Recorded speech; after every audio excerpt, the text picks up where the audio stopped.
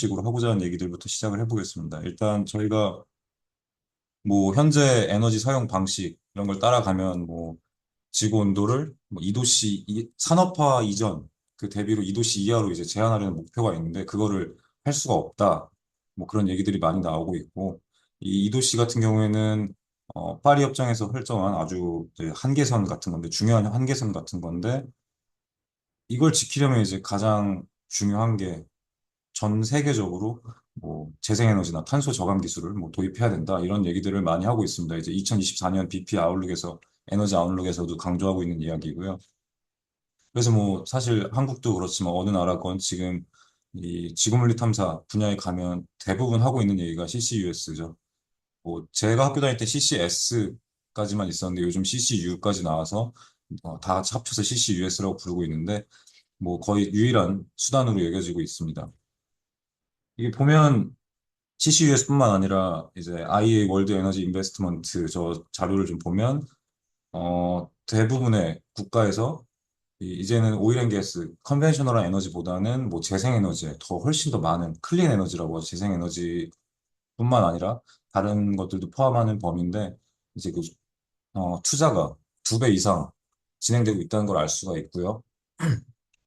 그리고 이 밑에 보시는 것처럼 뭐 윈드나 솔라 에너지에도 굉장히 많은 양들이 지금 투자가 되고 있고 앞으로 훨씬 더 뭐 많은 투자가 이루어질 것으로 예상이 되고 있습니다. 이제 이 파란색들이 넷 제로 시나리오에서는 이렇게 더 많을 거다라는 건데 뭐 여기까지 가진 않을 거고 아마 중간 정도 레벨로 아마 두 개가 맞춰지게 되겠죠.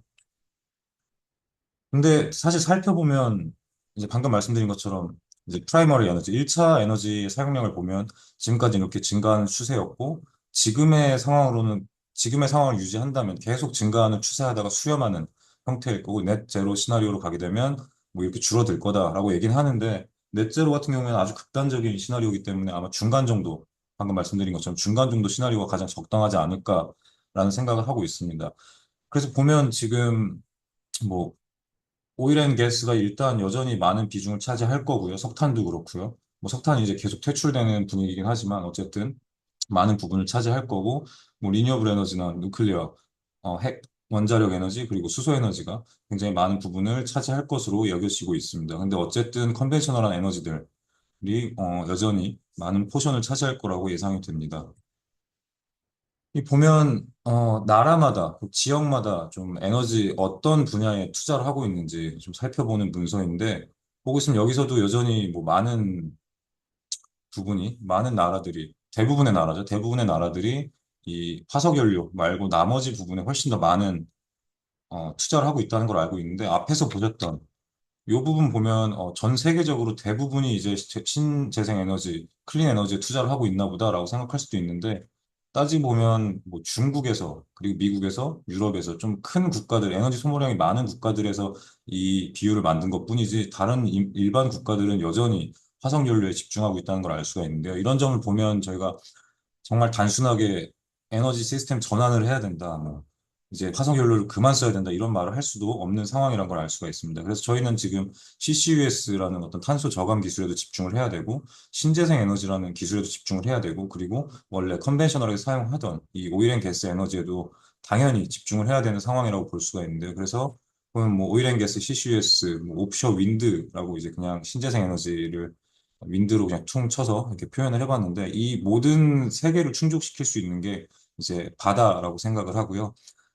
해양 탐사가 이제 아주 중요한 수단이 될 수 있다라는 점을 이제 그런 말로 시작을 좀 하고 싶습니다. 그래서 해양 탐사 같은 경우에는 뭐 국내에서는 이제야 뭐 탐해 3호가 나와서 뭐 활성화되려고 하고 있고 이제 할 거다 이런 계획만 지금 많이 나오는 상황인데 실제로 2024년만 봐도 정말 많은 분야에서 뭐 예를 들어 뭐 윈드팜에도 있었고 뭐 여기는 뭐 주빌리 같은 경우에는 이제 이번에 대왕고래 그때 많이 나왔던 필드 중에 하나죠. 주빌리 필드가 뭐 에너지 탐사 여전히 하고 있고요.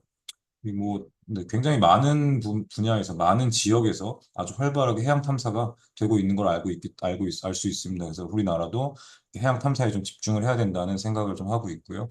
그래서 이 발표 주제는 뭐 마린 사이즈믹에 대한 어떤 연구, 고찰 같은 거고요. 이 마린 사이즈믹 탐사를 하면서 우리가 겪어야 할 애퀴지션과 프로세싱에서 겪어야 할 뭐 도전 과제 이런 것들을 좀 주제로 정해 보았습니다. 뭐 서로는 뭐 탐해 3호 관련 문서에서 그냥 발췌한 내용들이고요. 여기 넘어가도 될 것 같고. 일단 탐해 2호의 건조 목적 자체가 탐사 기술의 국산화였습니다. 국산화였는데 탐해 3호로 넘어오면서 이제 탐사 역량의 고도화라는 어떤 새로운 목적을 가지게 됐는데요. 일단 탐해 2호를 통해서 아주 많은 기술이 축적되고 이 데이터베이스가 많이 확보됐다고 생각하는데 이에 이어서 좀 더 고도화된 기술을 적용해서 탐사를 하고자 하는 그런 목적을 갖고 있다고 생각을 합니다. 그래서 실제로 이제 OBN 같은 경우에는 아주 대규모로 400기 정도 됐던 것 같은데 대규모로 이제 장비를 보유하게 되었고요. 이를 통해서 대규모 3차원 탐사나 그리고 4차원 탐사를 아주 잘할 수 있을 거라고 기대를 하고 있습니다. 근데 이제 새로운 시스템이기 때문에, 그러니까 새로운 목적이 생겼고, 새로운 시스템이기 때문에 저희는 어떤 새로운 도전 과제를 나눌 수밖에 없는 상황이고요. 이에 대해서 연구를 하고 미리 대비하는 게 아주 중요할 겁니다. 그래서 이제 오늘 주제는 말씀드린 것처럼 애퀴지션 프로세싱에서의 도전 과제라고 말씀드렸고요. 주제는 총 원래는 4개였는데 하나는 그냥 어펜딕스로 빼놨고요. 좀 길어질까 봐. 3가지 정도 말씀을 드릴 예정입니다. 이제 OBN에 집중해서 말씀드릴 거고요. 뭐 노드의 리오리엔테이션 그리고 뭐 어떤 컴프레시브 센싱 압축 센싱이라는 주제 그리고 어떤 노이즈에 대한 주제 3가지로 나누어 보았습니다. 일단 먼저 노드 오리엔테이션에 대해서 먼저 말씀드릴게요. OBN 탐사 같은 경우에는 다들 잘 아시겠지만 이제 노드형 OBC랑은 또 좀 다르죠. 케이블을 까는 게 아니라 어떤 개별적인 노드를 설치해서 우리가 탐사를 하는 방식인데 이 노드 같은 경우에는 바다 안에서 어떻게 이제 디플로이먼트가 될지는 아무도 모르는 상황인 거죠. 사실 뭐 깊은 바다 같은 경우에는 ROV가 들어가서 사람이 직접 조정하는 ROV가 들어가서 설치하는 경우도 있긴 한데 그 해저면의 상태, 뭐 기울어진 상태나 어 얼마나 고화되는지 이런 특징에 따라서 이 노드가 칼테시안 코디네이트에 놓일지 안 놓일지는 정말 모르는 상황입니다. 그래서 보통의 프로세싱은 아직 뭐 이제 선택에 달려있긴 한데 뭐 레디얼 컴포넌트로 바꾼다든지 레디얼 트랜스버스 코디네이트 시스템으로 바꾼다든지 혹은 그 기울어져 있는 이 코디네이트 시스템을 보정해서 사용하는 경우가 있는데요. 이 동해 같은 경우에는 이제 뭐 동해가스전 주변 울릉분지 주변의 지형을 보시면은 뭐 분지니까 일단 경사 지형인 것도 알 수 있고 수심도 꽤나 깊고요. 대륙붕 지역에서 지속적으로 이제 경사가 증가한다고 해야 될까? 네, 수심이 증가하는 경향을 보여주는 것으로 알고 있는데 여기서 노드를 사용한 탐사를 하게 된다면 노드를 사용해 설치하게 된다면 아마도 이런 기울어지는 이슈, 카테시안 코디네이트 놓이지 않는 이슈가 분명히 발생할 것이라고 생각을 합니다. 근데 제가 그때 듣기로는 국내에서 지금 보유하고 있는 OBN 그 노드가 김벌 지오폰이라고 하는 이제 김벌이라고 하죠. 그 어떻게 얘기해야 될까요? 코디네이시 이게 김벌을 설명 못하겠네요. 요즘 준비해야겠네요. 아무튼 김벌 지오폰이라고 하는데 이런 경우에 수직 성분은 기본적으로 유지가 됩니다. 어떻게 기울어져 있는 상황이건 뭐 돌아가 있는 상황이건 수직 성분은 제대로 유지가 되는 상황이지만 어쨌든 수평 성분은 이게 돌아가 있는지 회전이 되는지 알 수 없는 상황이라서 이에 대한 보정이 분명히 필요한 상황이라고 할 수 있습니다. 이 보정 같은 경우는 사실 어렵진 않아요. 이 지형에 어떻게 지금 디플로이가 됐는지 그 각도만 알고 있으면 칼테시안 코디네이트에 대비해서 얼마큼 기울어져 있는지 각도만 알고 있으면 그냥 이 벡터 매트릭스 곱으로 회전 변환을 하면 되는 거기 때문에 어렵진 않습니다. 근데 이제 각도라는 게 뭐 틸트 앵글, 롤 앵글, 뭐 아지무스 앵글인데 뭐 피치, 롤, 애지무스 이래서 뭐 기계항공공학 그쪽 항공공학 하면 이제 많이 사용하는 거죠. 비행기 회전 얘기하면서 피치, 롤, 애지무스 얘기하는 그 각도인데 이 각도만 알고 있다면 아주 변화는 어렵지 않게 이렇게 기울어져 있던 코디네이트 시스템에서 마치 칼테시안 코디네이트에 놓여 있는 것처럼 자료를 변환할 수 있게 됩니다. 이 변환이 왜 중요하냐면 지금 보시는 건 이제 제가 논문에 넣었던 자료인데 실제 자료인데 로 데이터인데요. 이 위에서 보시는 게 OBN 리시버 궤도 중에 하나고요. 이제 4 컴포넌트죠. 하이드로폰 그리고 수직 방향, 인라인 방향, 크로스라인 방향 지오폰 이렇게 3개 있는데 이게 지금 기울어진 상황에 놓여 있는 지오폰이고요. 이걸 좀 포인터를 레이저로 바꾸면 낫나요?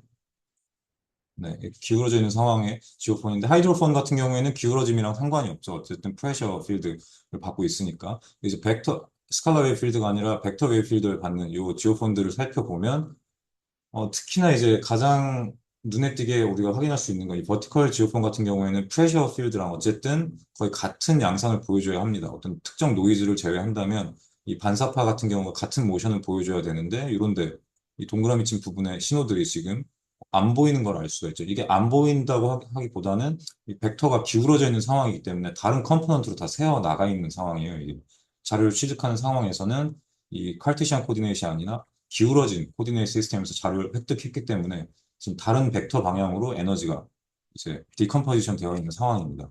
인라인 같은 경우에도 우리가 알고 있는 인라인 방향 이제 변이라고 한다면 지오폰에서 측정한 뭐 여기서 가속도 걔가 있을 텐데 그 속도든 가속도든 인라인 방향이라고 한다면 가운데 중심축을 기준으로 이제 폴라리티 필립이 플러스 마이너스로 일어나야 되는 건 당연한 이야기라고 할 수가 있는데 지금 폴라리티 필립도 보이지가 않고 있고요.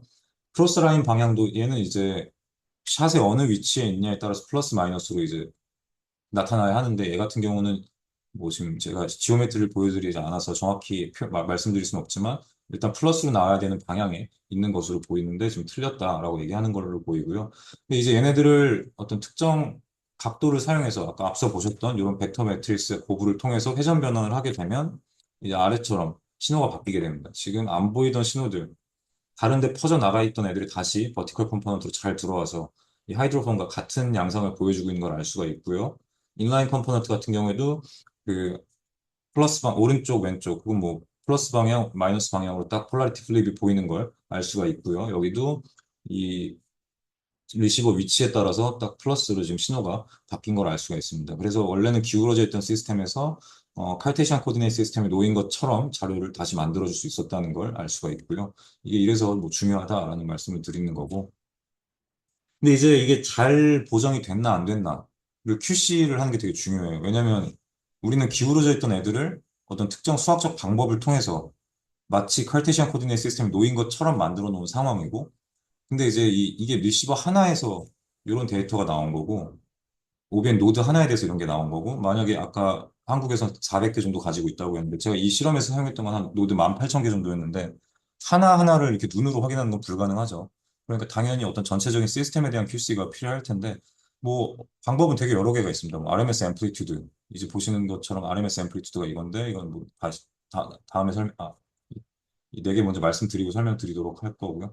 이제 RMS 앰플리튜드 뭐 QC를 할 수도 있고, 호도그램이나 뭐 히스토그램, 그리고 어떤 에러를 가지고 QC하는 방법도 있는데, 여기서 중요한 점이 어쨌든 하나씩 확인해서 이게 맞다 틀리다를 판단해야 되는 상황이고, 하나씩 확인할 수가 없다면 혹 어쩌면 뭐 특정 레벨을 정해서 0.5 이상이면 보정이 잘 됐다, 0.5 이하면 보정이 안 됐다, 이렇게 결론을 내야 되는 상황입니다. 이건 이제 대규모 탐사면 탐사할수록 말이 안 되는 상황이죠. RMS 앰플리튜드 같은 경우에는 굉장히 효과적으로 QC를 할 수가 있어요. 이제 눈으로만 봐도 지금 왼쪽이 기울어져 있는 지오폰들의 패턴을 이 위에서 내려다보는 상황인 거고요. 지금 이제 가운데 리시버가 있다고 생각하고 이제 위에 칼펫 슈팅처럼 이제 완전히 샷이 굉장히 많이 깔려 있다고 보시면 되는 건데요. 그때 이 리시버에 대해서 에너지 패턴이 어떻게 되는지 그냥 RMS 앰플리튜드를 찍어 본 거고요. 지금 보시면 하이드로폰은 딱 샷이랑 리시버랑 가장 가까운 데서 가장 큰 에너지를 보여주면서 가면 갈수록 방사형으로 에너지가 줄어드는 아이스트로픽한 패턴을 볼 수가 있고, 버티컬 지오폰 같은 경우에는 거의 같아야 돼요. 근데 약간 기울어져 있는 걸 알 수가 있죠. 딱 눈으로 봐도. 인라인 지오폰, 크로스라인 지오폰도 이 방향에 따라서 딱 바이다이렉셔널로 에너지가 딱 나눠져서 보이는 걸 알 수가 있습니다. 근데 이 에너지 패턴 자체가 다 기울어졌다, 눈으로도 확인할 수가 있죠. 근데 보정 후에 이 패턴을 그려보면 하이드로폰은 영향을 받지 않죠. 완벽하게 똑같은 패턴이고, 버티컬 지오폰, 기울어져 있던 애들 약간 비슷하게 이제 제대로 된 코디네이트 시스템으로 온 것처럼 돌아왔죠. 인라인 지오폰, 크로스라인 지오폰의 그 에너지 패턴도 다 이 축에 맞춰서 지금 탐사 서베이 애퀴지션, 그 애퀴지션 지오메트리 자체가 지금 이 방향으로 되어 있기 때문에 여기에 딱 맞춰서 지금 두 방향으로 에너지가 갈라지는 걸 볼 수가 있습니다. 근데 이게 굉장히 효과적인데 이것도 하나에 대해서 지금 지오폰 하나에 대해서만, OBN 노드 하나에 대해서만 지금 우리가 보고 있는 거고, 전체 시스템에서 하려면 당연히 또 이걸 하나씩 해야 된다는 큰 이슈가 있는 거죠. 그래서 이 연구에서는 저는 이제 어떤 오토매틱하게 전체 시스템에 대해서 QC를 할 수 있는 방법을 제안을 했었고요. 이제 이건 뭐 머신러닝까지는 아니었고, 뭐 이제 이제 클러스터링을 사용한 건데, 뭐 워낙 머신러닝 전문가분들이 여기 많이 계시니까 기계학습이라고 말할 수는 없는 거고요. 그냥 클러스터링 사용해서 데이터 사이언스 측면으로 접근을 해서 이 대용량 자료에 대한 오토매틱 QC를 하는 워크플로우를 제안했었습니다. 이제 보시면은 여기 본 것처럼 뭐 데이터 들어와서 리시버 궤도에서 뭐 뉴메리컬 솔루션이라는 걸 만들고 어널리틱 솔루션을 만들어서 두 개를 비교하는 팩터를 만들고 여기서 클러스터 어널리시스를 했다. 뭐 이런 식으로 이루어질 건데요. 일단 가장 먼저 한 게 뉴메리컬 솔루션, 에지무스 앵글. 지금 보시는 것처럼 해저면에 노드가 놓여 있고 해수면에 샷이 쫙 배치가 되어 있다고 할 때 이 샷과 노드에 대한 이 노드가 어느 깊이에 있는지 그리고 GPS 좌표가 어디에 있는지 그리고 샷에 대한 좌표도 다 알고 있기 때문에 샷 뎁스도 알고 있고요. 이에 대해서 어떤 뉴메리컬 솔루션 혹은 어널리틱 솔루션을 우리가 구해 볼 수가 있습니다.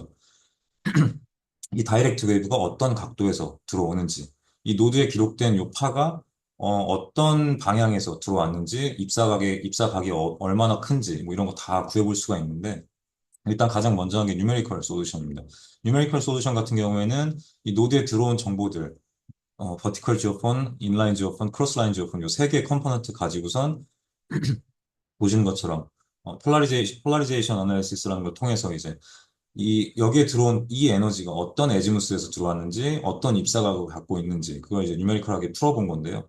지금 만약에 이제 두 가지 케이스에 대해서 보여드릴 건데, 같은 케이스예요. 노드가 하나 있고, 이 위에서 정확하게 에너지가 들어오고 있는 상황이라고 생각을 하신다면, 뭐, 위에 이렇게 동그랗게 샷이 퍼져 있다고 생각하면 에지무스, 이런 방향으로, 뭐, 플러스 방향, 마이너스 방향, 이렇게 잘 퍼져 있다는 거 알 수가 있는 거고, 입사각 같은 경우에도 뭐 이쪽에서랑 멀어지면 멀어질수록 커지고 있는 상황, 이렇게 정확한 패턴으로, 예쁜 패턴으로 나오는 걸 알 수가 있는데, 기울어진 지오폰 같은 경우에는 이제 바닥에 해저면에 기울어졌거나 뭐 돌아가 있거나 뒤집혀 있거나 이런 상태로 설치된 지오폰 같은 경우에는 지금 같은 상황임에도 불구하고 지금 지오폰 축을 보시면 마치 기울어진 파처럼 들어오고 있다는 걸 알 수가 있죠.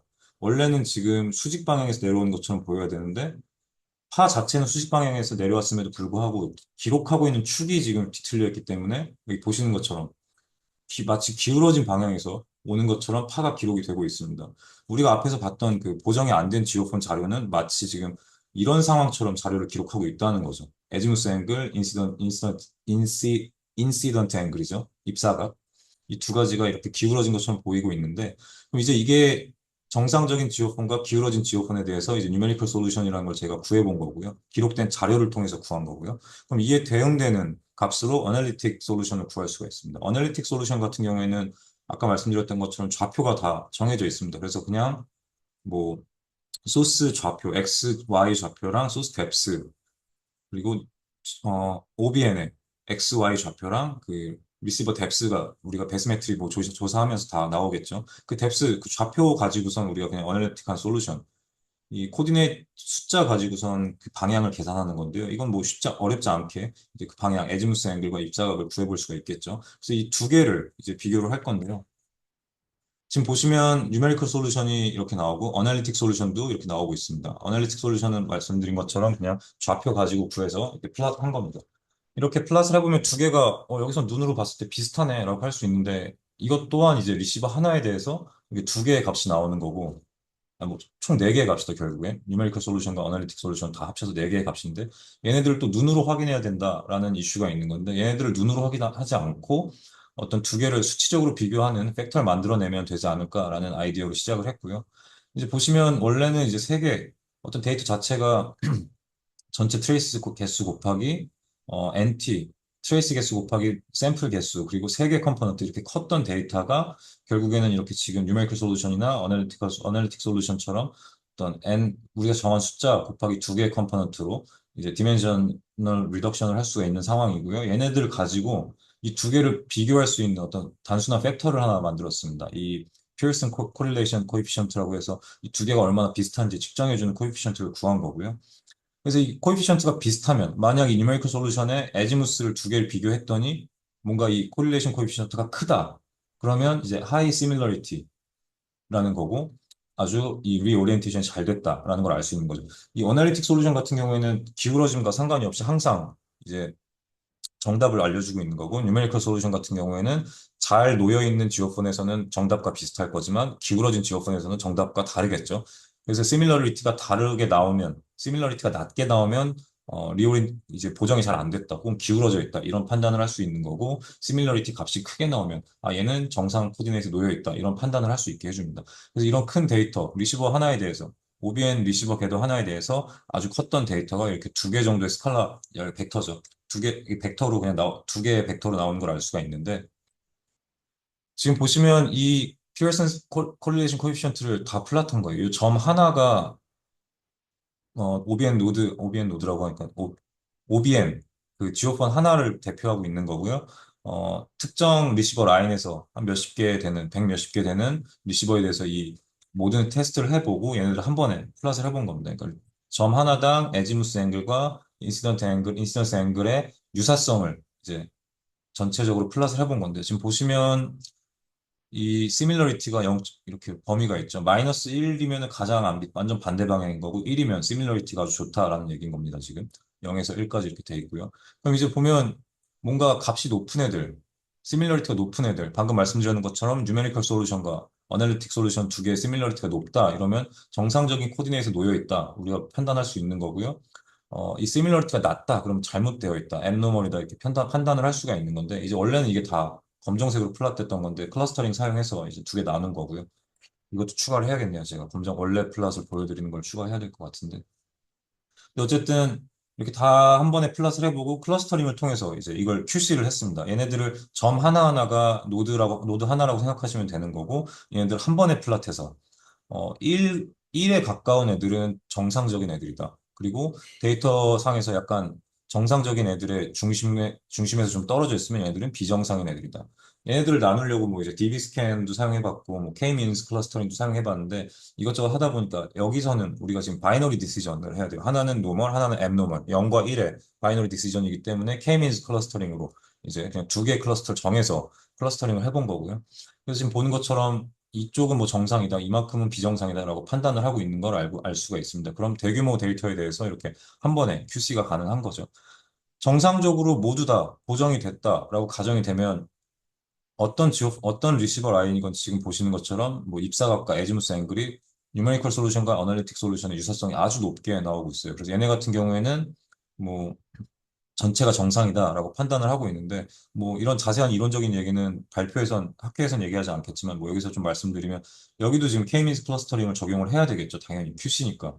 근데 여기서 K-means 클러스터링에서 클러스터 두 개 정해놓고 QC를 하게 되면 전부 다 정상의 범주에 들어옴에도 불구하고 어쨌든 두 개로 나눌 거란 말이에요. 그래서 여기서 같은 경우에는 그 두 개 클러스터의 중심이 뭐 몇 이상의 이 스포 들어가 있으면은 둘 다 정상으로 본다, 뭐 이런 어떤 언스퍼바이즈 트래시홀딩이라는 기술을 적용해서 뭐 특정 전체적으로 다 좋은 퀄리티를 보일 때는 전체 다 노멀로 판단하도록 뭐 이렇게 할 수 있는 알고리즘을 만들었습니다. 그래서 이렇게 대규모 데이터에 한 번에 QC할 수 있는 오토매틱 워크플로우를 만들어 봤고요. 이제 결과를 보시면 얘는 이제 한 18,000개 정도 되는 노드에 대해서 이 탐사 아울렛인데, 얘한테 전체적으로 지금 QC를 해본 거예요. 이점 하나하나가 노드라고 보시면 되는데, 이제 해저면에 깔려있는 OBN 보여주고 있는 거죠. 파란색은 그러니까 이 데이터 자체는 로 데이터에다 QC를 한 거고요. 보정 전에 로 데이터가 어떻게 놓였는지 판단을 해봤는데, 파란색은 정상적인 카르테시안 코디네이트에서 잘 놓인 지오폰인 거고, 빨간색은 앱노멀하게 기울어져 있다라고 지금 기록된 지오폰들입니다. 얘네를 확인해 보면 뭐 특정 패턴을 가는 것처럼 보이는데, 얘네를 이 베스메트리 맵과 같이 보면 지금 뭐 딥 에리아랑 샬로우 에리아가 이렇게 나눠져 있고, 그럼 색깔이 급하게 변하는 부분들은 지금 그레디언트가 경사가 아주 급하다는 얘기인 건데, 보시면 거의 코릴레이션이 아주 좋아요. 이런데 봐도 평평해 보이는 부분들에서는 정상으로 나오고 있고, 경사가 급격하게 변하는 이런 경계는 아니죠. 경사가 급격하게 변하는 부분들에서는 이런 부분도 그렇고요. 다 죄송합니다. 비정상적으로 지금 설치가 되어 있다, 기울어져 있다라고 판단하고 있는 걸 알 수가 있습니다. 그럼 여기다가 우리가 보정을 일단 해보자라고 하는 건데, 보정 이 자료 같은 경우에는 각도가 이제 다 측정이 됐어요. 그 OBN 각각 지오폰 자체에서도 각도를 측정했고, 그 데이터상으로도 우리가 퍼스트 브레이크 피킹해서 측정도 다 해서 그 각도는 가지고 있는 상태였고, 이 각도는 그냥 아까 보셨던 매트릭스 가지고 변환을 해줬습니다. 그랬더니 보시는 것처럼 대부분 그 자료에 대해서 다시 QC를 한번 했더니, 이제 대부분 다 정상적인 코디네이트 놓였다.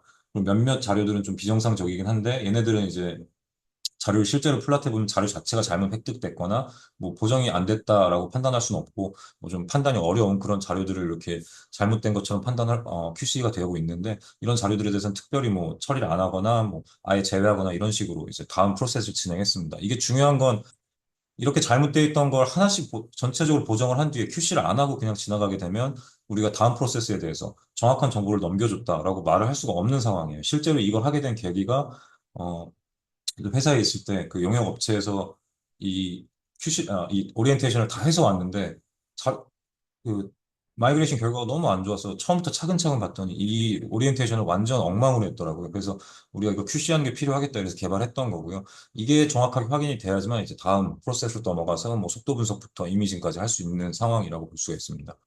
그래서 이제 신규 도입한 시스템에 대해서는 품질 관리 기술이 분명히 필요하다고 생각을 하고요. 이제 보시는 것처럼 동해에서 많은 탐사가 이루어질 것 같은데 그때는 뭐 수심이죠. 수심도 꽤 있을 거고 1km 정도 수심 예상할 수 있을 거고 그런 경우에는 뭐 로프를 할 수 있을지 모르겠고 ROV를 사용할 것 같은데 이런 경우에는 어쨌든 해저의 커플링 그리고 정규 격자 설정 어려움이 발생할 수가 있습니다. 그래서 기존의 작업 흐름 자체는 한국이 이제 해양 탐사를 많이 해왔기 때문에 충분히 성숙했다고 생각하지만 이런 새로운 시스템에 대해서는 이 우리가 가지고 있는 어떤 작업 흐름을 그대로 진행하기 위해서 이런 아주 철저한 QC가 필요하다고 생각을 하고요. 그래서 뭐 이런 걸 좀 더 얘기하는 걸로 이제 첫 번째 챕터를 좀 마무리하려고 좀 계획하고 있고요. 이제 두 번째 같은 경우는 발표가 좀 길어지네요. 이게 두 번째는 컴프레시브 센싱입니다. 제가 제일 많이 연구하고 있는 분야기도 하고 요즘에 최근에도 이제 논문을 내서 뭐 이제 곧 퍼블리시가 될 것 같은데 많이 다루고 있는 주제고요. 해외에서도 아주 관심이 많은 주제라고 생각돼서 이제 굳이 넣어보았습니다. 아까 뭐 채팅이 하나 있던데 질문이었네. 아, 평 교수님이 질문하셨네요. 상관계수 값이 얼마 정도일 때 노멀하다 판단했냐면 뭐 마이너스 1에서 1 사이 중에 0.5 이상이면 노멀하다라는 식으로 판단을 했습니다. 일단. 근데 아까 보셨던 것처럼 데이터 클러스터 가지고선 그냥 나눠서 1, 둘 다 1에 가까운 애들, 1에 가까운 쪽에 있는 클러스터를 노멀이라고 봤고 다른 클러스터를 상대방 클러스터를 M 노멀이라고 본 거고요. 그리고 나중에 말씀드렸던 것처럼 둘 다 0.5 이상이 되게 좋은 상황에 모여 있을 경우에는 클러스터를 나누지 않도록 어떤 unsupervised thresholding이라는 걸 걸어서 네, 작업을 했습니다. 네, comprehensive sensing 같은 경우에는 뭐 이미지 프로세싱에서 많이 나온 얘기인데요. 그냥 쉽게 얘기하자면 뭐 어떤 솔루션을 찾을 건데 underdetermined 시스템에서 그 솔루션을 찾아가겠다. 쉽게 얘기하면 이제 그림이 우리가 픽셀이 아주 크게 있는데 랜덤 미싱이 있는 거죠. 정확한 데이터를 보고 있는 게 아닌데, 이런 자료가 얻어졌을 경우에 얘를 가지고 이렇게 만들어 주겠다라는 이야기죠. 이제 사이즈믹에 도입되게 되면 지금 이 점 하나하나를 지오폰이라고 생각해 보시고, 비어있는 공간들, 흰색 공간들을 다 미싱된 포인트라고 생각을 하시면 전체 영역에 대해서 아주 빽빽하게 지오폰을 설치했어야 되는 건데, 마치 이렇게 뭐 지오폰을 전체 1000개였으면 500개 정도만 사용해서 이렇게 랜덤하게 배치한 뒤에 자료를 획득하고 얘를 마치 1000개 다 사용해서 빽빽하게 액퀴지션 한 것처럼 만들어줄 수 있다. 그런 컨셉으로 이제 처음에 어 UBC였죠. 지금은 이제 조지아 텍에 있는 펠릭스 하먼 그 교수가 이제 많이 들고 나왔었는데 그냥 이런 컨셉이라고 보시면 될 것 같고요. 얘가 OBN에서 어떻게 사용될 수 있을지가 이제 관건인데 육상 탐사에서는 오히려 어려워요. 근데 OBN 같은 경우에는 이 찬스가 되게 많다고 생각을 하는 게 지금 보시는 것처럼 이제 아이디어란 지오메트리라고 생각하신다면 아주 덴스하게 해저면에 OBN을 깔아놓고 그 위에서 슈팅을 하면 되는 거고요. 그때는 뭐 이렇게 X, Y 방향 위에서 내려다본 상황을 생각하면 아주 덴스하게 빽빽하게 지오폰이 설치된 걸 알 수가 있죠. 근데 실제로는 뭐 OBN의 개수가 아주 한정적이기 때문에 사실 400개도 많은 게 아닐 텐데 아주 한정적이기 때문에 이렇게 듬성듬성하게 스파르스한 애퀴지션밖에 가능하지가 않습니다. 그래서 우리가 뭐 리시버 궤도에서 프로세싱을 하는 이유도 있고요. 이렇게 레귤러하게 어떤 미싱을 해서 스파르스한 샘플링을 보통 하는 게 이제 컨벤션이라고 할 수 있는데 컴프레시브 센싱의 개념이 들어오게 되면 샷은 위에서 뭐 레귤러하게 터지든 어떻게 하든 상관없이 이제 OBN 자체를 좀 랜덤하게 배치를 하는 거죠. 지금 같은 개수로 랜덤하게 배치를 해본 건데 이게 가장 이상적인 거고 우리가 알고 싶은 건 요런 정도의 덴시티의 자료인 건데 실제로는 이거밖에 액퀴지션을 못한다. 그래서 나는 얘네들을 좀 랜덤하게 배치를 해보겠다.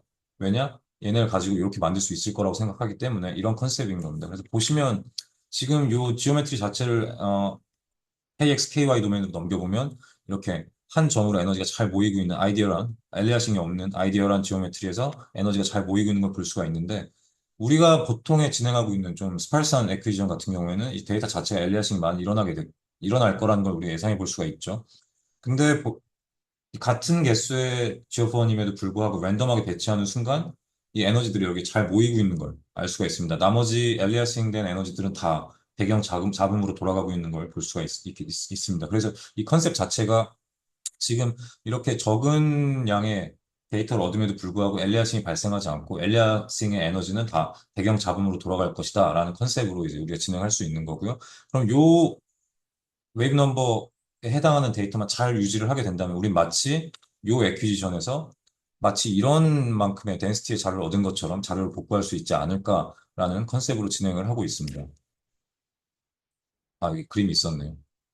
이렇게 생겼던 걸 마치 이렇게 만드는 것처럼 하려고 한다라는 컨셉이고요. 그럼 이런 컴프레시브 센싱 같은 경우에는 여러 가지 시나리오가 되게 많아요. 첫 번째 시나리오, 이제 가장 먼저 나왔던 시나리오인데, 로우 코스트 애퀴지션입니다. 방금 말씀드린 것처럼 100개의 지오폰 사용하던 걸 내가 50개만, 25개만 써서 100개 한 것처럼 만들어줄게. 이게 첫 컨셉이었어요. 실제로 필릭 서만 교수 논문을 보면 이제 보통 막 자료를 뭐 25%만 사용하고 30%만 사용하고 이러는데 이게 잠깐 핫했다가 사라진 이유가 이제 애퀴지션 하는 입장에서는 야, 내가 장비가 있는데 굳이 왜 리스크를 안고 그렇게 적게 액퀴지션을 하냐. 그럴 필요 없어. 나 그냥 돈 써서 더 잘 얻을래. 라는 컨셉인 거죠. 회사에서는. 그래서 그게 잠깐 이제 다시 쏙 들어갔다가 이제 다시 나온 게 반대 컨셉이죠. 그래, 그럼 같은 코스트인데 내가 두 배 해상도를 만들어 줄게. 너네가 100개를 가지고 레귤러 샘플링으로 하고 있던 그 액퀴지션을 우리가 어떤 CS 이제 컴프레시브 센싱 애퀴지션을 해서 그 100개 주호폰을 마치 10m 레귤레이션 10m 레졸루션이었다면 내가 이 컴프레시브 센싱으로 5m 레졸루션의 데이터를 얻어줄게. 2.5m 레졸루션의 데이터를 얻어줄게. 이렇게 이제 나가게 된 거죠. 그래서 이 컨셉으로 이제 다시 좀 많이들 진행하려고 하고 있는 상황이고, 그리고 세 번째 시나리오 같은 경우에는 이 repeatability가, reproducibility가 되게 좋아지는 거죠. 데이터 자체가. 우리가 항상 정규 격자에 놓여야 되고, 같은 상황이어야 되고 하는데, 얘 같은 경우는, 뭐, 이제 얘 같은 경우는 내가 계획한 대로만 잘 랜더마이제이션이 되어 있다면, 얘를 마치 정규 격자에 놓인 것처럼 다 다시 리컨스트럭션을 할 수 있게 되기 때문에, 이 4D의 컨셉에서도 굉장히 유용하게 사용될 것이라고 생각을 합니다. 그리고 반복적 탐사가 이루어져야 되는 상황이기 때문에, 아마도 네, 아주 잘 유용하게 생각이 될 수 있는 컨셉인데 사실은 뭐 이것 또한 심포지엄에서 말은 안 하겠지만 이게 실현되기가 어려운 상황이기도 하고 아마 국내 상황에서 받아들여지지가 않을 것 같긴 합니다. 근데 지금 제가 있던 회사 이제 전 직장에 있는 사람들하고도 계속 논문을 쓰고 있고 지금 이번에 학회에서도 막 이제 이거에 대해서 실제로 파일럿 테스트 할 거라고 지금 하더라고요, 이제. 그러니까 실제로도 다 수행되고 있는 점이라는 거 좀 알고 계시면 좋을 것 같고요. 그래서 이 핵심 자체는 이렇게 랜더마이제이션에서 얻어진 데이터는 어떤 데이터 자체는 이제 스파르시티 인버전 컨셉으로 갈 건데 우리의 데이터는 굉장히 스파르스하다라는 게 컨셉입니다. 우리의 원래 데이터, 우리가 알고 싶은 데이터는 특정 도메인에서 굉장히 스파르스하다. 중요한 데이터는 아주 몇 개 안 되는 포인트에 모여 있을 거다. 그리고 나머지는 다 0이거나 필요 없는 값일 거다. 우리가 프리의 도메인으로 이제 자료를 뭐, 뭐 오메가 X 도메인, FX 도메인이나 FK 도메인으로 자료를 넘겨보면 특정 딥에 뭐 이렇게 에너지가 모여 있는 거 알 수 있고 나머지는 값이 거의 안 들어있죠. 그거랑 마찬가지입니다. 이제 원래 데이터는 굉장히 스파르스하다. 근데 이제 컴프레시브 센싱을 사용해서 이런 데이터가 있을 때 이 스파르시티를 인핸스 해주고 나머지를 없애주면 마치 우리가 이렇게 정규 격자에서 아주 덴스하게 자료를 획득한 것처럼 만들어줄 수 있지 않겠냐. 그런 컨셉으로 이제 가고 있고요. 따라서 결국에 얘는 디노이징의 문제가 되고 있습니다.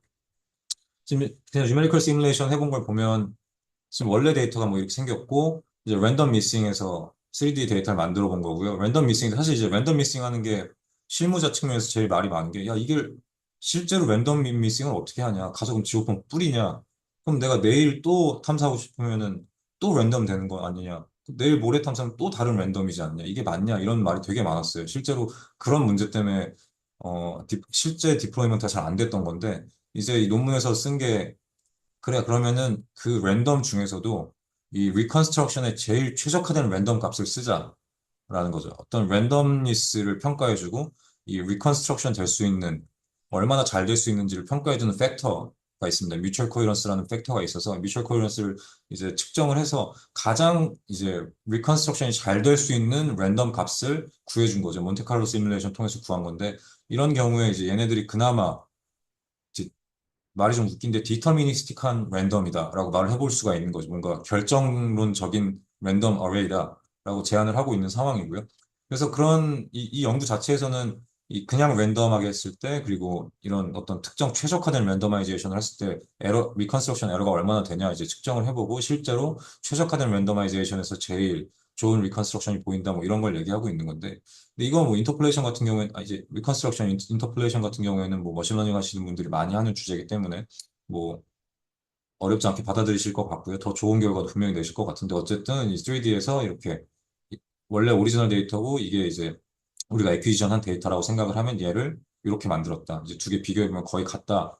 뭐 디퍼런스 비교해봐도 거의 0입니다. 거의 완벽하게 리컨스트럭션 하고 있다는 걸 알 수가 있는데 이제 얘가 이제 가장 대표적인 컴프레시브 센싱의 컨셉인데 얘는 제목에서도 보이듯이 공간에서의 컴프레시브 센싱이에요. 공간적인 이득을 보는 거죠, 우리가. 지오폰 설치를 덜 하거나 더 빽빽하게 하는 그런 공간에서의 컴프레시브 센싱이고, 얘를 이제 타임에서 적용하게 되면, 시간에서의 압축을 하겠다라고 한다면 이제 애퀴지션 타임을 줄여주는 컨셉이 되겠죠. 사실 육상에서 더 많이 했었는데 저는, 왜냐면 머린 탐사 같은 경우에는 뭐라고 해야 되지? 좀 더 쉬운 편이죠, 이제. 쓸 수 있는 에어건이 좀 정해져 있고, 뭐, 신호 자체도 좀 규칙적이고 이래서 분리가 그렇게 어렵진 않은 편이라서 오히려 이제 육상에서 이제 컴프레시브 센싱이 굉장히 이슈가 많이 됐었는데 이제 보시면 시간 영역에서의 컴프레시브 센싱이라고 한다면 얘는 이 동시송신원, 사이미테니어스 소스의 컨셉이 됩니다. 동시송신원 같은 경우에는 들어보셨을지 모르겠지만 우리가 알고 있는 탄성파 탐사의 컨셉은 뭐 샷 하나 터져서 리시버에서 쫙 기록하고 다음 샷 하나 터져서 또 쫙 기록하고 이런 컨셉이었는데 동시송신원은 말 그대로 동시송신원이에요. 뭐 뒤에서 자료 보여드리겠지만 육상탐사 같은 경우에는 바이브럴 사이즈 뭐 12대, 24대 가지고 와서 드라이버들한테 마음대로 움직여 24명한테 각자 다 시작 시간을 달리 알려주고 너희들 마음대로 움직여 대신에 여기 갔다 와야 돼라고만 알려주면 이제 그 사람들이 탐사 시간 내내 마음대로 움직이면서 바이브럴 사이즈를 발사를 합니다. 그리고 데이터는 한 번에 컨티뉴스 레코딩을 하는 거죠. 그게 이제 동시송신원의 컨셉인데 머린 데이터 같은 경우에는 뭐 플립플랍이나 플립플랍 플랩 이렇게 듀얼 소스, 트리플 소스를 사용해서 이제 탐사를 하고 있죠. 저번 지난 자원과학기 때 이제 포스코 쪽에서 발표를 했을 때 이제 신규 탐사에서 아마 플립플랍 플랩 사용해서 뭐 트리플 소스 사용해서 탐사할 거라고 했는데 이 동시송신원 같은 경우에는 이제 심 소스라고 하는데 트리플 소스 같은 경우에는 얘도 근데 이제 컴프레시브 하긴 한 컴프레시브 센싱에 속할 수도 있긴 한데 그렇게나 막 동시송신원의 컨셉까지는 아니에요. 보시면 플립, 플랍, 플랩 얘네가 하나씩 터질 건데 배가 이렇게 움직이면서 뭐 순서대로 터질 수도 있고 뭐 순서가 다르게 터질 수도 있습니다. 근데 순서대로 터진다고 생각하면 꽝 터지고 5초 후에 배가 여기까지 가서 꽝 터지고 또 5초 후에 꽝 터져. 그럼 이제 컨티뉴스 레코딩을 15초 동안 한다고 치면 저희가 이런 데이터를 얻게 되겠죠. 그 다음에 와서 각각 내가 알고 싶은 레코딩 타임이 5초씩이면 이렇게 자르면 되죠.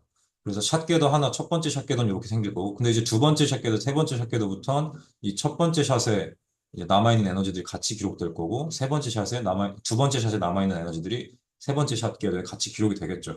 근데 이 정도의 플립플랍이나 플립플랍 플랩백 같은 경우에는 어쨌든 이 두 개의 이제 샷 이니시에이션 사이 간의 간격이 좀 꽤 크기 때문에, 그리고 요 들어오는 에너지가 인터ference들이 되게 약하기 때문에 뭐 큰 프로세싱이 필요 없습니다. 그냥 프로세싱을 해도 이제 뒤에 가서도 결과가 보일 텐데 크게 큰 이제 프로세싱 필요 없이도 그냥 효율성을 추구해서 이제 뭐 동시송신호 컨셉을 사용했다라고 말할 수가 있을 것 같은데 이제 요즘 하는 상황은 디더링을 하죠. 얘네들이 꽝 터지고 한참 뒤에 또 지나가면서 꽝꽝 이게 아니라 그냥 되게 랜덤한 시간차를 서로 줘서 그냥 쾅쾅쾅 터지는 거죠. 한 번에 계속 터트리면서 가는 겁니다. 그럼 이제 레코딩 자체가 이런 식으로 좀 작성이 될 거예요. 꽝 터지고 그 다음 또 위치에서 꽝 터지고 꽝 터지고 그럼 이제 우리가 샷게더 여기서도 세 개를 나눠야 되는데 이제부터는 문제가 많아지죠. 직접파 에너지도 다 섞여 있고 반사파 에너지도 다 섞여 있죠.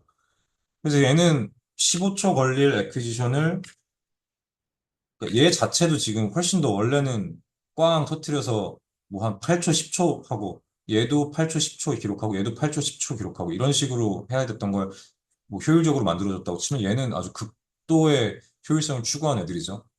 엄청나게 이제 탐사 시간을 줄여주고 있는 건데, 근데 이제 데이터 퀄리티가 정말 엉망이 되는 거죠. 그래서 시간에 있어서 컴pression이 되긴 하지만 얘는 이제 시간과 공간적으로 블렌딩 된다고 합니다. 블렌디드 소스 뭐라고 하는데, 이제 우리 뭐 과일 블렌딩해서 뭐 주스들 있잖아요. 믹서기 갈아서 먹는 주스라고 생각하면 이제 그걸 블렌딩이라고 하죠. 얘도 지금 모든 에너지들이 각각의 에너지들이 블렌딩 돼서 각 하나하나 지금 샷게도에 나타나고 있는 겁니다. 뭐 지금 이렇게 보면 아, 여기선 파란 것만 살리면 되고 여기선 빨간 것만 살리면 되고 여기선 초록색만 살리면 돼 이러는데 샷게도 실제로 보면 그게 아니죠. 이 컨셉 자체는 이제 이렇게 쉽게 설명할 수가 있습니다. 이제 플립 플랍 플랩 같은 경우에는 얘도 충분히 동시송신원인데 그냥 일반적인 송신원이라고 생각을 한다면 얘는 이제 우리가 면접관이라고 생각하고 면접자를 딱 불러와요. 근데 이제 각각 시간을 따로 다르게 주는 거죠. 첫 번째 면접자는 10시에서 10시 25분으로 하세요. 두 번째는 5분 쉬고 그다음 25분 발표하고 그다음 또 5분 쉬고 25분 발표하세요. 그럼 총 1시간 25분 동안 3명의 면접자 우리가 면접을 볼 수가 있습니다. 근데 뭐 한 명씩 아주 깊은 면접을 볼 수 있는 거죠. 근데 이제 이 진짜 이제 사이먼테니어스 소스 동시 송신원의 컨셉을 가게 되면 이제 극단적인 블렌디드 액quisition에 가게 되면 네 우리 25분만 투자할 테니까 너네 셋이 와서 동시에 발표해라고 하는 거죠. 그럼 이건 이제 시그널 프로세싱에서 나오는 건데 이제 칵테일 파티 문제가 되는 거예요. 내가 어떤 파티에 가 있는데 온갖 사람들의 말이 다 섞여서 들리는 건데 그 중에 한 명의 얘기만 듣고 싶은 거죠. 그 상황이 되는 거죠. 이게 이제 우리의 블렌디드 액quisition이 될 거고 그럼 우리의 최종 목적은 요렇게 25분만 투자해서 면접한 다음에 각각 하나씩 하나씩 하나씩 한 명씩 면접한 것처럼 데이터를 만들어내면 그게 최종 목적이겠죠. 보시는 것처럼 한 번에 기록된 애들을 이렇게 분리하는 걸 우리는 디블렌딩이라고 부를 겁니다. 주스라고 생각하면 아까 블렌디드 된 주스를 다시 과일로 만들겠다는 뭐 말도 안 되는 컨셉인 건데 이 컴프레시브 센싱 사이즈믹 애큐지션의 뷰티라고 하죠. 요 진짜 아름다움은 디블렌딩에 있다고 해도 과언이 아닌데요. 이건 뭐 이슈도 되게 많고 많은 과학자들이 되게 좋아하는 이슈고 저도 제일 좋아하는 분야입니다. 너무 재밌어서 되게 좋아하는데 그래서 저는 이제 논문 썼던 게 3차원 공간에서 육상 데이터로 이제 디블렌딩을 했고요. 그래서 아까 말씀드린 것처럼 24개의 바이블 사이즈가 마음대로 돌아다녀요. 심지어 12개는 로우 프리퀀시 바이블 사이즈. 그냥 1.5에서 12Hz짜리 바이블 사이즈고 나머지 12대는 6Hz에서 96Hz 바이블 사이즈였어요. 마음대로 막 돌아다니면서 데이터가 쌓입니다. 그러면 3차원 데이터 큐브 안에 뭐 말도 안 되게 섞여서 나오겠죠. 지금 보시는 것처럼 이제 이 각각 왼쪽이 로 데이터인데 지금 이게 샷게 돼요. 알고 싶은 샷 예고. 여기서 알고 싶은 샷이 뭔지 보이지도 않습니다, 지금. 24개 혹은 뭐 12개 이상의 에너지가 섞여 있다고 보시면 되는데, 이제 얘네들을 분리해낸다. 이 디블렌딩 같은 경우에는 블렌딩 된 걸 디블렌딩 하는 건데, 결국에는 이렇게 섞여 있는 이 동시송신원, simultaneous 소스들을 separation 한다라는 컨셉으로 또 많이 얘기가 됩니다. 이제 separation of simultaneous source라고 하는데, 이제 separation 하게 되면 어떤 방법을 쓰냐? 여기서도 아까 뭐 sparsity 뭐 얘기를 했는데, sparsity promotion 혹은 sparse inversion이라는 컨셉을 사용해서 이제 얘네들 분리하고 있고요. 지금 저희 학생도 이제 이걸 공부해보겠다고 해서 아주 공부해보겠다고 해서 아주 기쁜 마음으로 지금 해보라고 했는데 얘도 굉장히 재미있고 아주 파워풀한 이제 툴이죠. 웬만한 역사 문제들은 이걸로 다 풀리고 있는 상황인데 지금 보면 얘를 사용해서 어떤 이 3D 큐브들을 아주 작은 큐브들로 다 나눠주고 이런 이 데이터 하나에서 뭐 수만 개의 큐브가 나오겠죠. 아주 작은 큐브들로 나눠주고 걔네들을 뭐 X, Y, T 방향으로 다 겹치도록 설계를 해서 정말 수만 개의 큐브를 만들어 놓고 걔네들을 다 가지고 이제 하나씩 하나씩 이제 스파이시티 프로모션이라는 컨셉을 적용해서 이제 세퍼레이션이 이루어집니다. 지금 보시면 원래 데이터가 이랬으면 얘가 이렇게 얘만 쏙 빼낸 겁니다. 그래서 레지듀얼이 이렇게 생겼고 근데 얘 나머지 애들은 버리는 게 아니라 나중에는 얘에 대해서 똑같은 걸 해서 얘만 뽑아내기도 할 거고요. 뭐 얘만 뽑기도 하고 얘만 뽑기도 하고요. 이 위에 있는 애들 뽑기도 하고 다 모든 샷에 대해서 적용을 할 거예요. 그래서 마치 그 24개의 바이블 사이즈들이 다 하나씩 하나씩 컨벤셔널하게 계획적으로 탐사된 것처럼 자료를 만드는 게 최종 목표죠. 그래서 얘 같은 경우에는 아예 보이지도 않아요. 뭐가 시그널인지 보이지도 않았는데 뽑아냈더니 여기 이런 애가 뒤에 이제 파 케이블이죠. 되게 멀리 있는 케이블에서 얻어진 자료인데 3차원 자료니까 보이지도 않던 애들까지 뽑아내고 이제 레지듀얼은 이렇게 된다는 걸 알 수가 있고요. 그럼 이렇게 뽑아낸 애들 가지고 이렇게 데이터가 얻어지면 아무것도 못하죠. 근데 만약에 이렇게 분리를 해냈으면 우리가 가지고 있는 워크플로우 그냥 컨벤셔널한 워크플로우 그냥 사용해도 되는 거죠. 그래서 마린에서 이 적용한 결과 TGS 결과를 보시면은 지금 뭐 컨벤셔널 슈팅이래요. 플립 플랍으로 이제 듀얼 소스 사용해서 한 거고 어 뭐, 이게 뭐 요 자료들이 위에서 나오는 지금 반사파들이겠네요. 이 위에서 하나 터지고 플립한 다음에 플랍해서 하나 터진 거 기록한 것 같네요. 근데 이제 디더링, 아까 트리플 소스 가지고 타임 디더, 완전 완벽하게 동시 송신을 사용해버리면 지금 다이렉트 웨이브 3개 찍히고 반사파 3개씩 찍히는 거 볼 수가 있죠. 그럼 얘네 분리를 해놔야지 완벽한 에퀴션이 되겠죠. 지금 보시면 동시 송신원 사용해서 데이터가 획득되면 이런 식으로 커먼 업셋 되는데 이렇게 데이터가 나오게 됩니다. 지금 노이즈처럼 엄청 나오게 되는데 얘를 이제 디블렌딩을 하게 되면 이렇게 원래 그냥 소스로 얻은 것처럼 자료를 만들 수 있다라는 게 컨셉인 거고요. 뭐 NMO corrected 뭐 걔도 보시면 얘네가 이제 뭐 듀얼 소스 사이먼테니어스 애퀴지션 한 거, 블렌딩 애퀴지션 했을 때 그 NMO 계도인 거고 얘네들이 디블렌딩 적용된 이제 CDP 궤도라고 보시면 될 것 같습니다. 원래는 이렇게 얻어졌던 애들을 마치 진짜 그냥 정상적으로 하나씩 애퀴지션 한 것처럼 만들어준다라는 컨셉으로 보시면 될 것 같고요. 그래서 얘네들은 뭐 OBN 시스템이 굉장히 최적화되어 있습니다. 왜냐하면 OBN이란 뭐 노드 자체가 설치의 자유도가 굉장히 높기 때문에 최적화되어 있다고 볼 수 있고, 그리고 일단 소스 자체도 바다 위에서 마음대로 왔다 갔다 할 수 있기 때문에 이 지오메트리 자체는 굉장히 최적화되어 있어요. 근데 아까 말씀드렸다시피 실제로 뭐 사용을 할 수 있을지는 뭐 정말 미지수이고요. 국내 상황에서는. 근데 어쨌든 이 저비용 동일 해상도 혹은 동일 비용 고해상도 이 탐사에 대한 시나리오를 우리가 생각해 볼 수 있는 거고, 뭐 시간 경과 모니터링에서도 발생할 수 있는 그런 리피터빌리티 문제에도, 그리고 리프로듀서빌리티도 우리가 해결할 수 있는 아주 좋은 해결책이라고 생각을 합니다. 그래서 뭐 시간적 비용, 공간적 비용 절감도 가능하고, 그리고 실제로 신호대 잡음비도 또 높아져요. 어쨌든 이 마린 데이터 이제 다른 논문 보면 나올 텐데 신호대 잡음비 자체도 컨벤셔널한 탐사보다 더 높은 신호대 잡음비를 죄송합니다. 발생을 할 수가 있습니다. 세 번째는 브이지 노이즈인데 지금 제가 너무 오래 발표한 것 같아서 여기는 뭐 그림만 보시고, 이거 이제 어떤 OBN 탐사에서 특정하게 발생하는 잡음이 있는데 얘에 대해서 좀 뉴메리컬하게 분석을 해본 거고요. 얘는 아마 동해에서 액퀴지션 하면 무조건 나올 거예요. 우리나라에서도 무조건 나올 거고, 이거에 대한 연구가 수행된 적도 없고 툴도 안 가지고 있을 거라서 이런 점 좀 어필하려고 하고, 이제 어떤 특정 노이즈가 있는데 얘가 하이드로폰에는 안 나오고 버티컬 지오폰에만 나와요.